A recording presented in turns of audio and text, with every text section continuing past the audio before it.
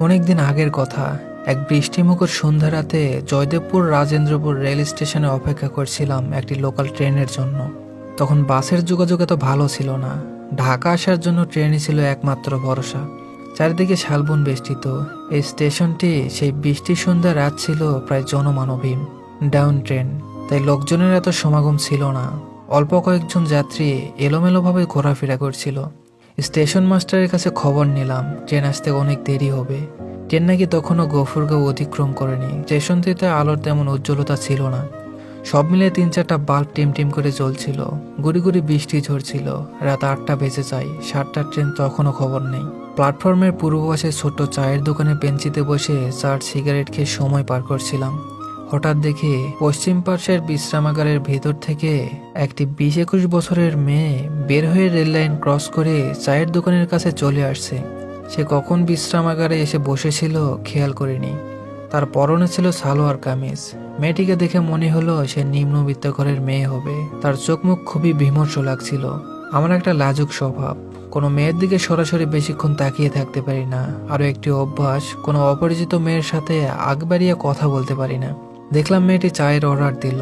চা খেতে খেতে মেয়েটি আমাকে বলছিল, আপনি কোথায় যাবেন? আমি বললাম, তেজগাঁও, ঢাকা। আপনি কোথায় যাবেন? মেয়েটি বলল, পিয়ারপুর, ময়মনসিংহ অথবা কোনো একটা স্টেশনে। আমি বললাম, কখন আসবে আপনার ট্রেন? মেয়েটি বলল, এখন কোনো ট্রেন নেই, ভোর 4টার ট্রেন। আমি বললাম, এতক্ষণ কি করবেন? বাড়ি ফিরে যান। মেয়েটি বলল, এখানে আমার বাড়ি নেই, এখানে কেউ নেই।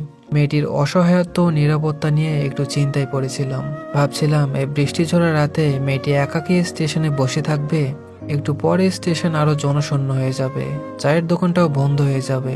একটু চিন্তাই লাগছিল।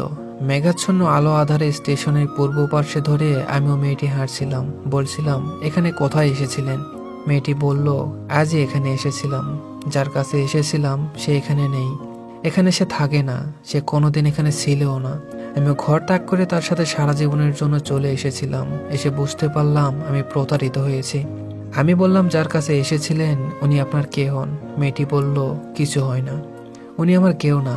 আমি বললাম, এই যে বললেন ওনার কাছে সারা জীবনের জন্য ঘর ছেড়ে চলে এসেছিলেন। মেয়েটি বলল, সে অনেক দুঃখের কথা।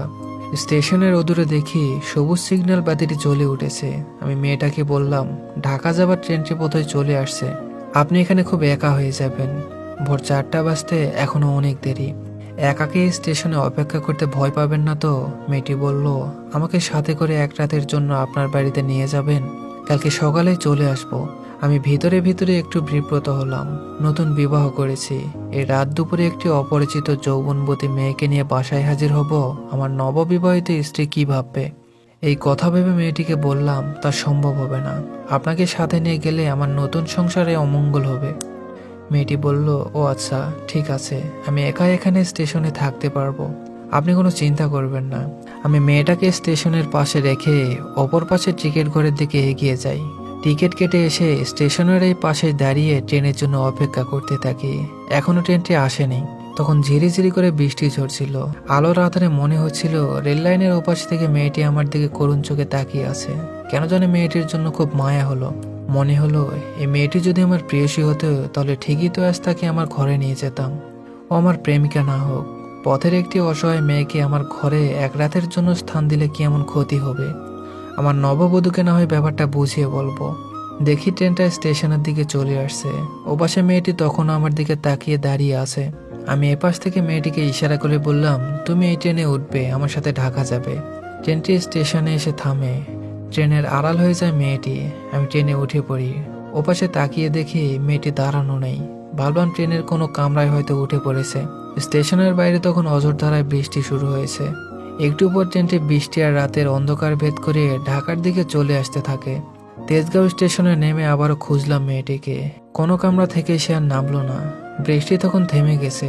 ঢাকার রাতের আকাশে কোনো মেঘ নেই। নিয়ন আলোয় আলোকিত হয়ে আছে রাজপথ। স্টেশন থেকে একটা রিক্সা নিয়ে নাখালপাড়ায় আমার বাসায় চলে আসি। তারপর একদিন ইত্তেফাকের 3য় পাতায় একটা নিউজের হেডিং দেখতে পাই, কে অভাগী। ভেতরে ছোট্ট করে খবরে লেখা ছিল, গত পরশু রাত 9:30টার দিকে রাজেন্দ্রপুর রেল স্টেশনের কাছাকাছি ঢাকাগামী একটা লোকাল ট্রেনের নিচে কাটা পড়ে 20-21 বছরের অজ্ঞাতনামা একটি মেয়ে মারা গেছে। জিআরপি পুলিশ লাশটি ময়না তদন্তের জন্য জয়দেবপুর সদর হাসপাতালে পাঠিয়ে দিয়েছে। ময়না তদন্তে জানা যায় মেয়েটি 2 মাসের অন্তঃসত্ত্বা ছিল। এ ব্যাপারে জয়দেবপুর সদর থানায় একটা মামলা দায়ের করা হয়েছে। তারপর কত বছর চলে গেছে, ওই মেয়েটার কথা কখনো মনে পড়ে কখনো পড়ে না।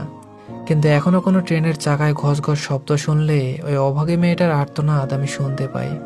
কানে বাজে একটি মিনতি, আমাকে একটা রাতের জন্য আপনার সাথে নিয়ে যাবেন আপনার বাড়িতে। ধন্যবাদ সবাইকে।